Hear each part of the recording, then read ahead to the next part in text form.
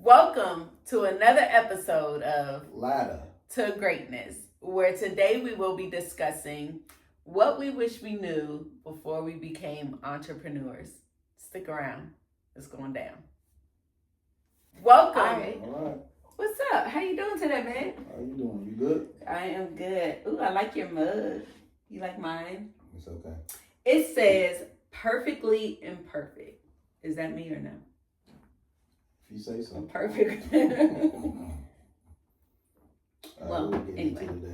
Okay, so today we're just going to talk about what we wish we knew before we became entrepreneurs. And so, all of our foundation is with the Word of God. So we're going to start with scripture and see what the Bible has to say about, as we really not even just in entrepreneurship, but in everything. So there's a couple of scriptures that I wanted to share. And the first one is Proverbs 16:3, which says, commit your actions to the Lord and your plans will succeed. And then the next one is Proverbs 19:21. And that one says, you can make many plans, but the Lord's purpose will prevail. So, we've always, been into scriptures and the Bible and just studying God's word. Love his word. It's a living, breathing organism that is relevant for all time, every day. Okay, I'm trying not to.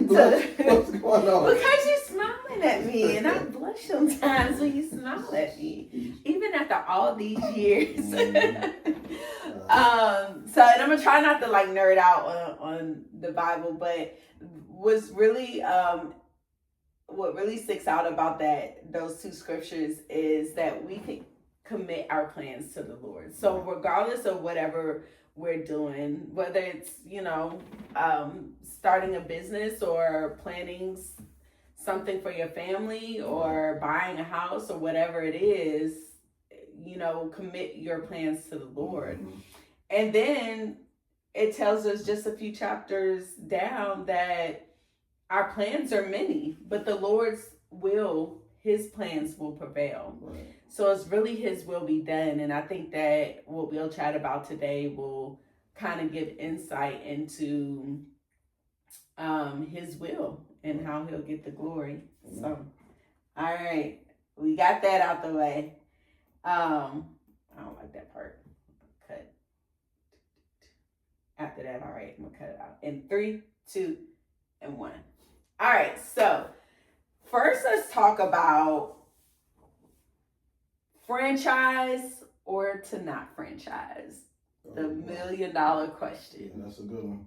So I'm sure there are so many other married entrepreneurs that have a similar experience as we've had, or they may be new, just wanting to do something with their entrepreneurial dream. Right. And maybe they're questioning if a franchise is right for them or not. Right.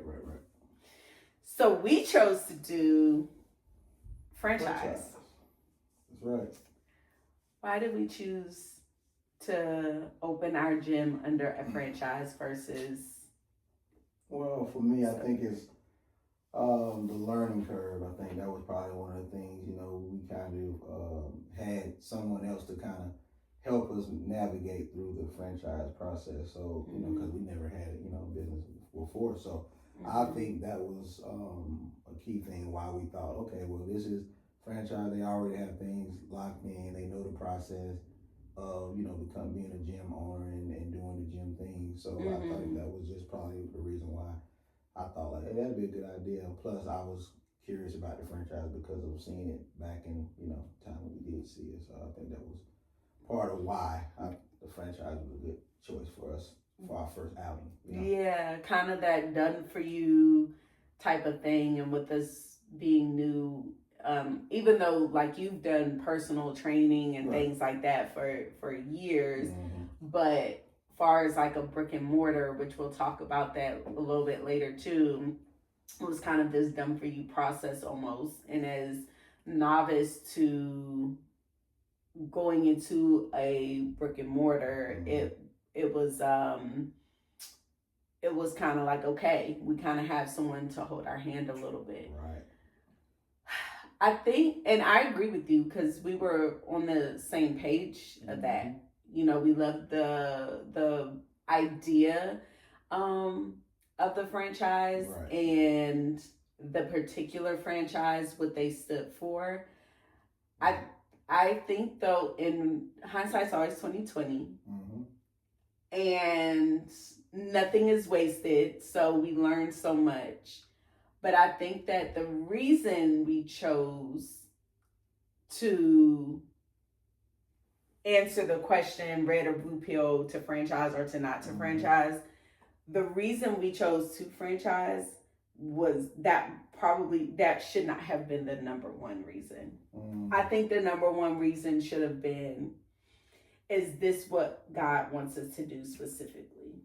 So opening the gym and pursuing that is one thing, but does he want us specifically tied to this brand for X amount of time? Or does he want us to go and build with our own name? What is his vision? Yeah, I can see that. Yeah. But like I said, I still think that learning curve was kind of like, we had to go through the experience.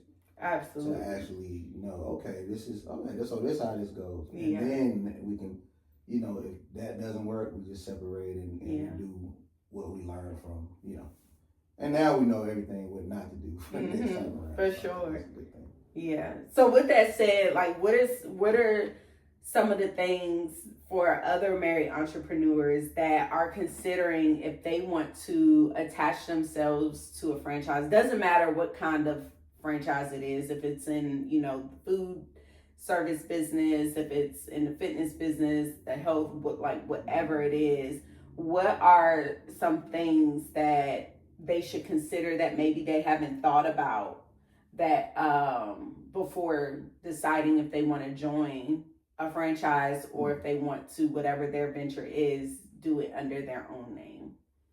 I think extensive research before you go into any, because like we thought we covered all bases, but we were so excited about everything, and I think that kind of blinded us from looking at certain other aspects of doing that. So I think that was like, man, dang, if we would have just checked this out, you know what I mean, instead of just going with like, this is it, boom, all right, we got this, we got a building, we got this.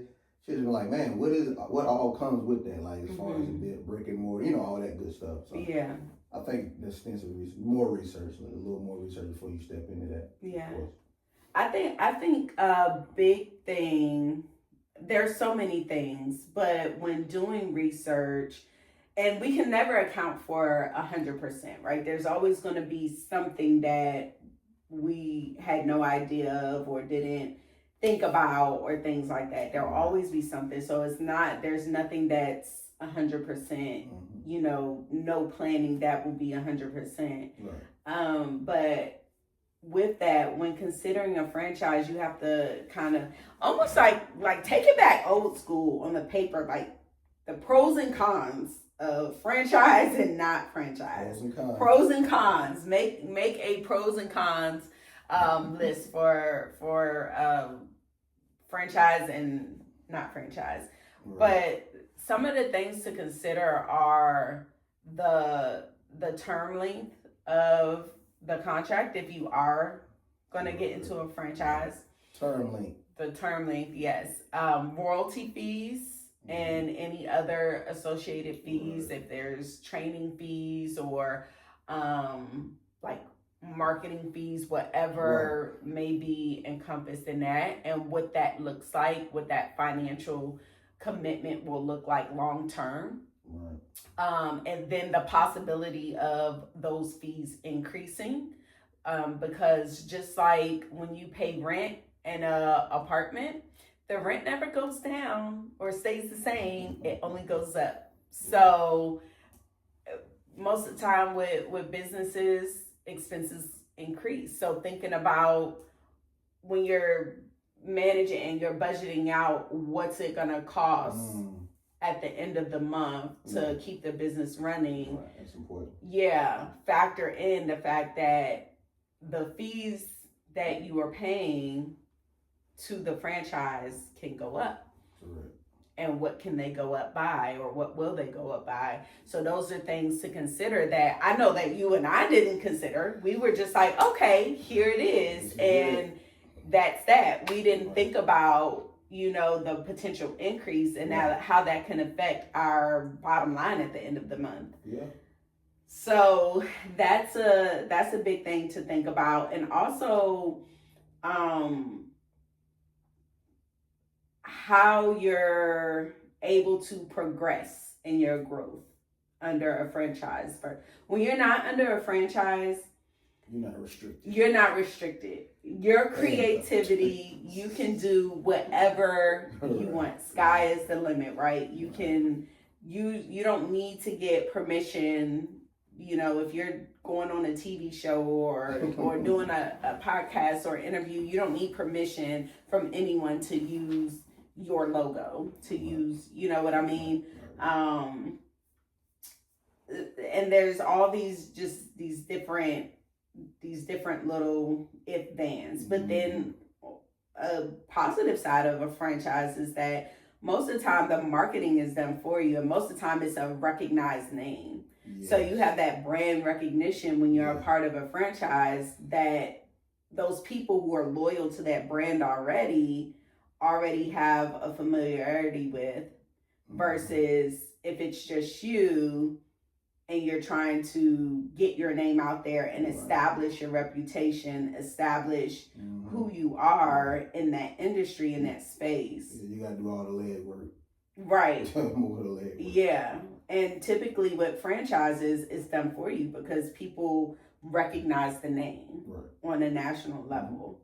So that takes a little bit of the pressure off when trying to establish yourself in that space.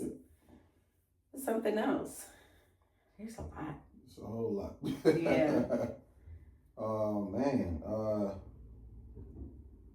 Know your, not know your role, but know your audience. Like, you know what I mean? Knowing your audience. Yeah. I think that's a big thing too, because, with different aspects of, like, especially with the gym, it's like, okay, we know it's this type of person, but then it's hard to find. You don't really know that person until you actually meet them for real. You know what I mean? Like, it's like, okay, this is the person I'm looking for, but how do I know this the right person for this, what we're doing type of thing. So that was one of the things for me, like, okay, you're saying this is the type of person, but how do I recognize that person offhand just by approaching them? You know what I mean?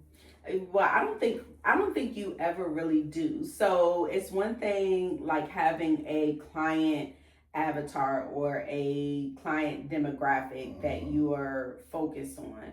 And you should have that, right? Because you want to know who you are marketing to. So know who you're marketing to. So it's important to know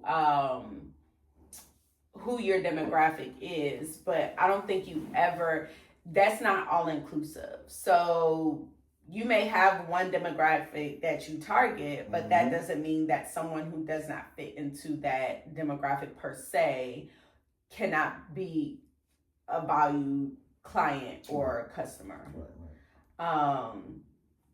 And so I think that definitely knowing who you're talking to, who your audience is, who do you want to reach, who do you want to impact, that's a huge question. And when you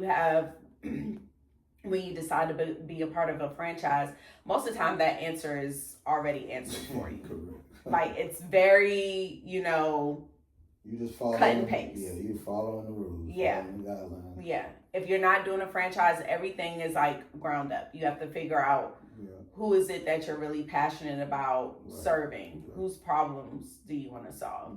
So problem solve. Yeah. Awesome. I think that, well, not I think. I gotta stop saying I think so much. and say I You know. think a lot. I do think a lot. That's probably why I got lots of women in my big old dome. Another thing to consider when franchise or no franchise is the support that you'll have. Yeah. Not all franchises are made equal. No. Some franchises you have a lot of support, and some you have very little support. Yeah. Also, the autonomy in it. There are some franchises where it's kind of like you were just the manager of the location. Right. You don't have any autonomy. Yeah, you don't really have, like, there's not much you can do, and you still report to someone. Right.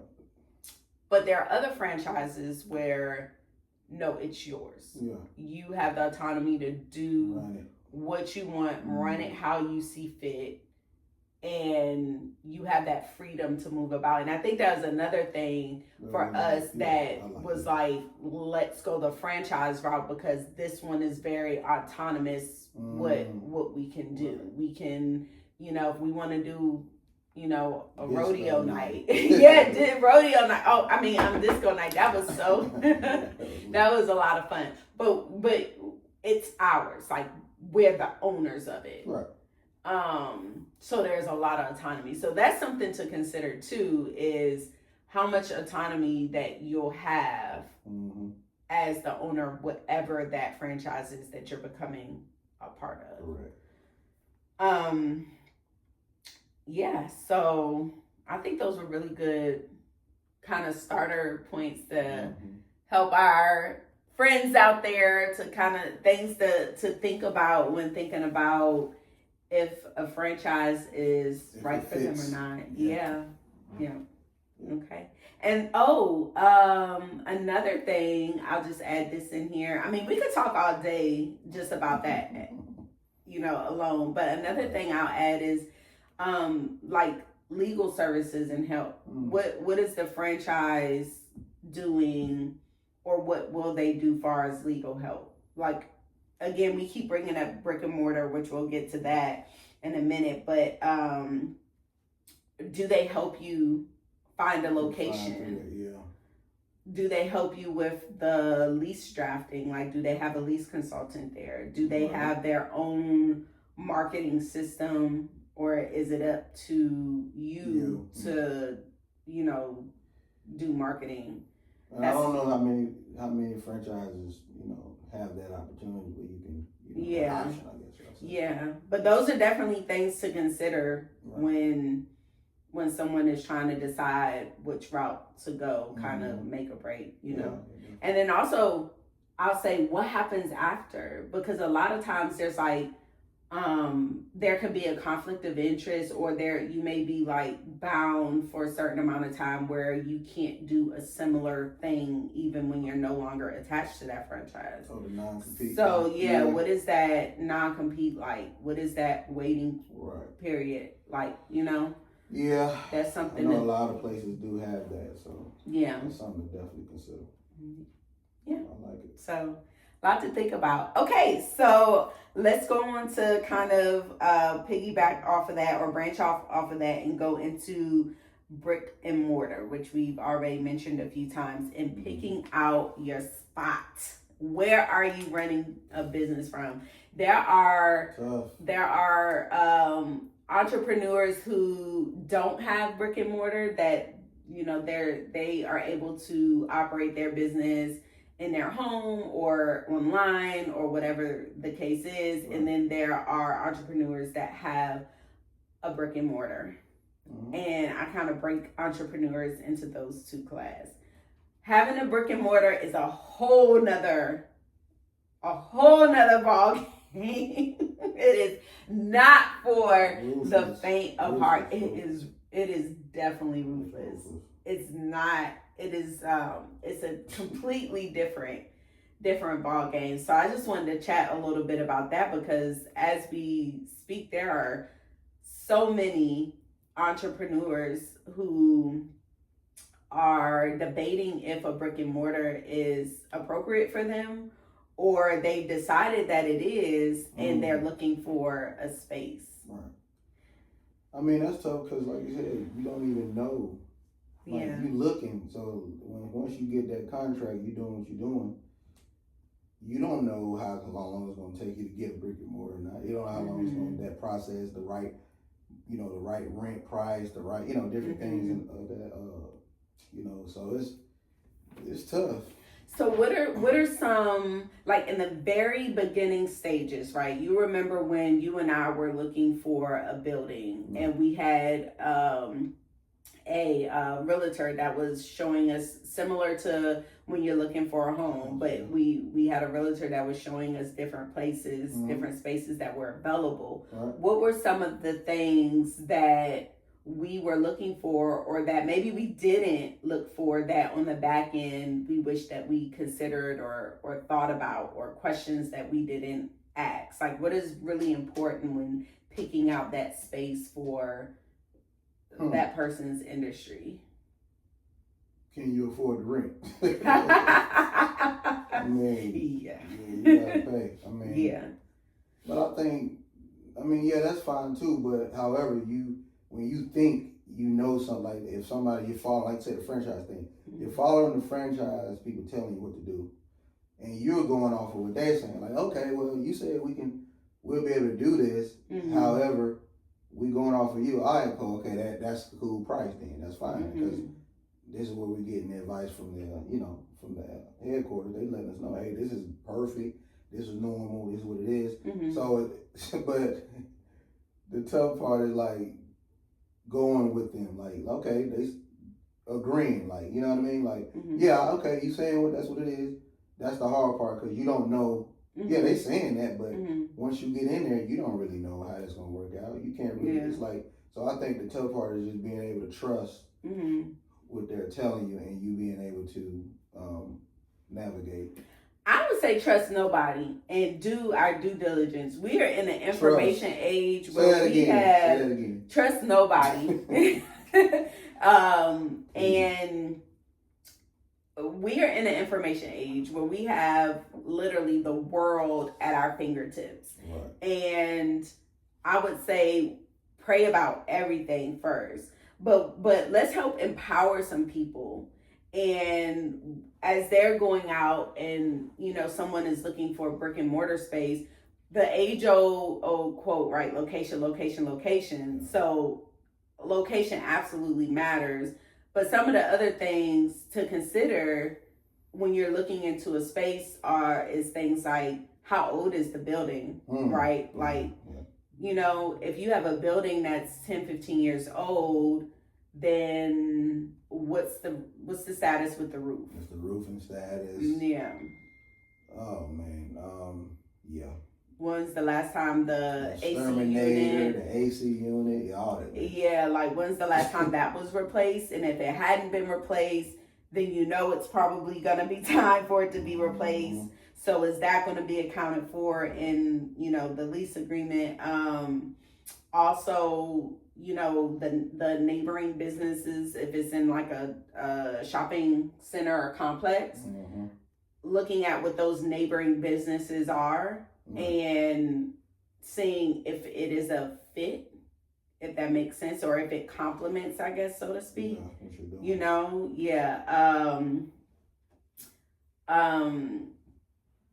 The size of the space, if you're able to knock down walls, like how much you'll be able to do inside that space. And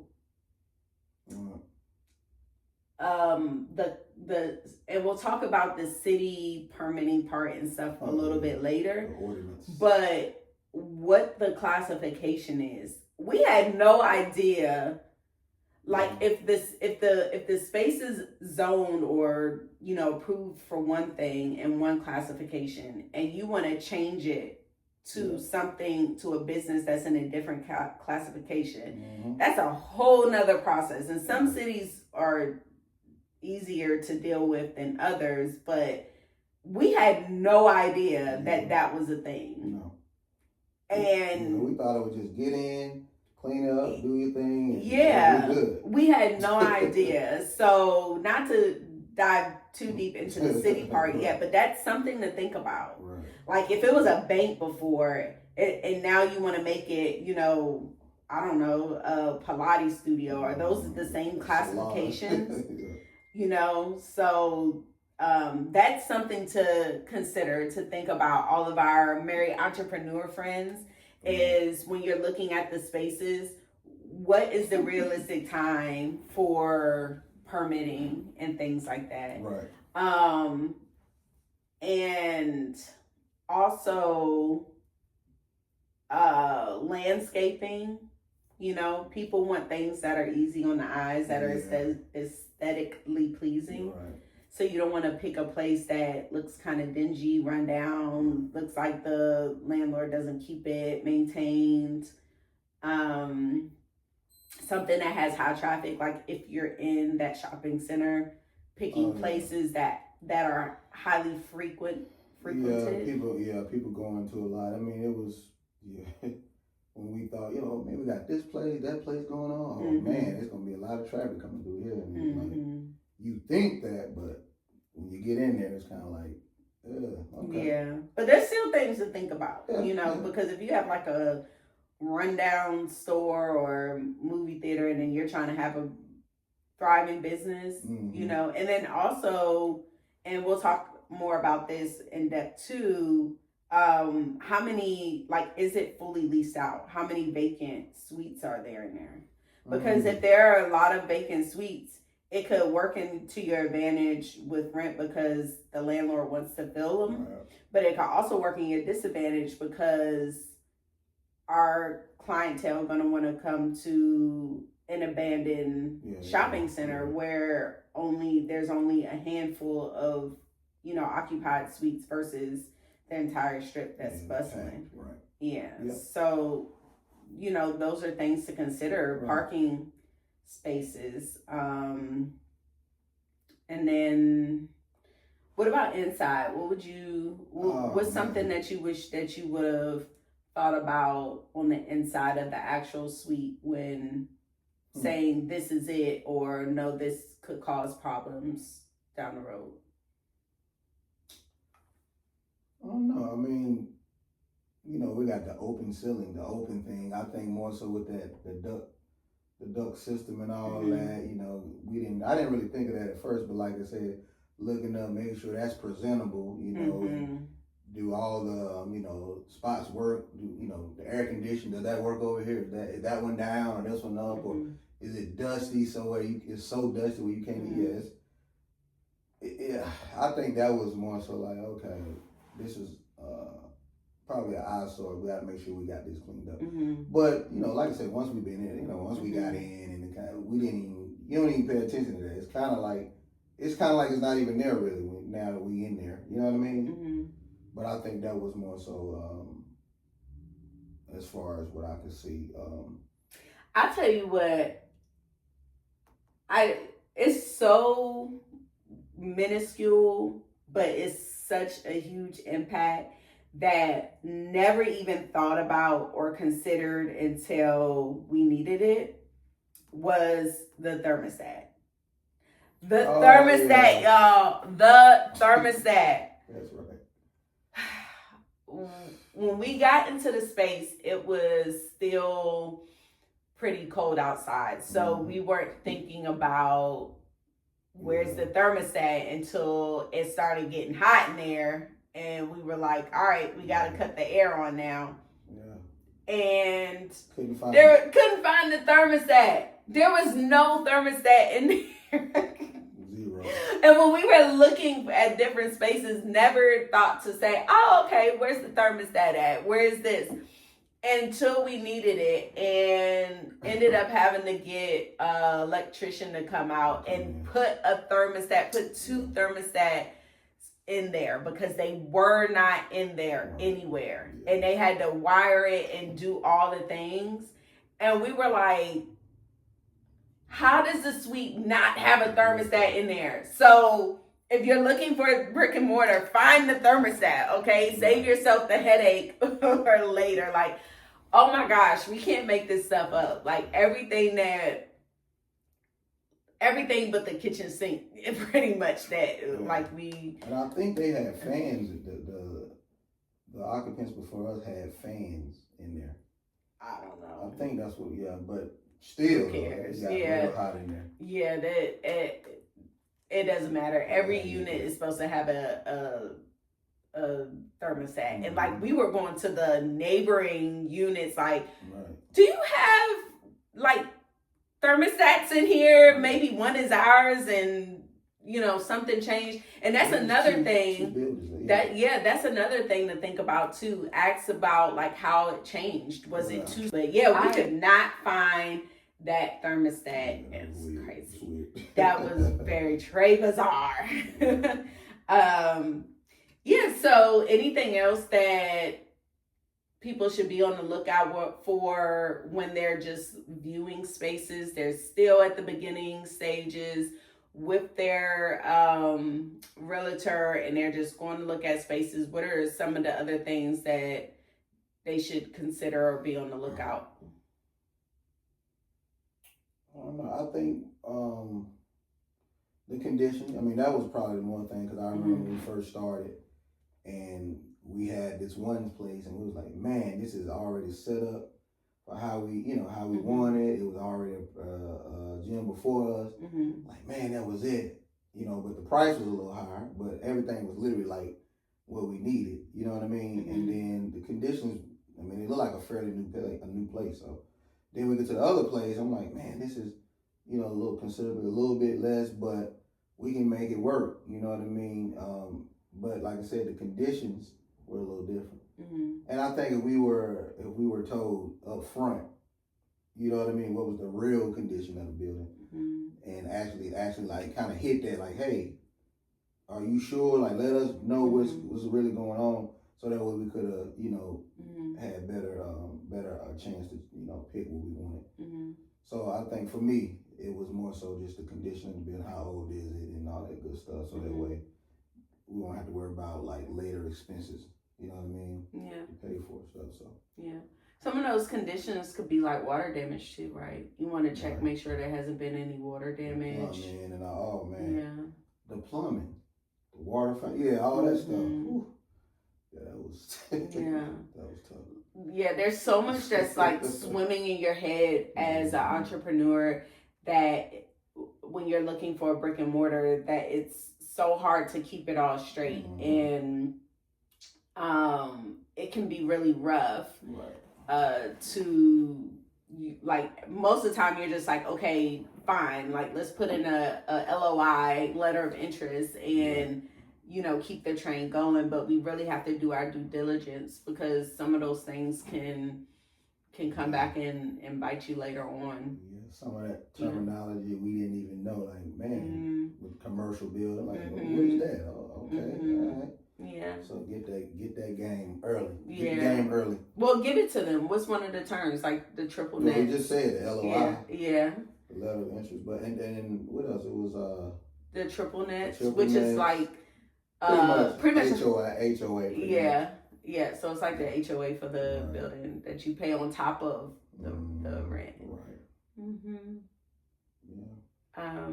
But so there are so many different things to consider, even like the electricity too. You remember we had a time with the electricity breaker box. Oh, that was what it was. Yeah. Does a breaker box work? Crazy. Does the lighting system that you need, does that current system have the capacity for that, or will you have to completely rewire? Right. Is it wired on the same switch? We had one light from a couple of lights work for this switch, another light work for that switch. Instead of having it all on one breaker, it was on like 3 different breakers. So that was I didn't like that. That was crazy. Yeah, I think that's good. Okay, we will we'll move forward. That was a lot of good tips, and we have so many more, but for the sake of time, let's move on. And so, just so y'all know, it's going to be broken into 2 parts, this episode, because we have a lot of points that we kind of wanted to hit on a little bit. So this one will be broken into 2 parts. All right, so part 2, we're going to talk a little bit more about some other things, about how to deal with the city, how to, if you want to join the chamber and all that stuff. So we're going to talk more and deep dive into it, and how to shut your mouth. Like, don't be telling everybody everything as it's going on. How to be quiet, how to vent up and not out, how to... Yeah, telling everybody your business and they praying on your downfall. And the Bible talks about it too. So we're going to get into all that on the second part of this episode. So it's been real, y'all. Thank you for listening, for tuning in. Don't forget to like, share, subscribe. If you have made it this far and you've watched this whole video, just go ahead and like, share, subscribe. Okay, we really want to get it out there. We believe in what we're doing. Christ is always the head of everything we're doing, and we give him the glory. And we just want to serve other people the best way that we can. And it's through sharing our story and our wisdom. And yeah, great job, babe. Wink, wink. All right, y'all. Peace.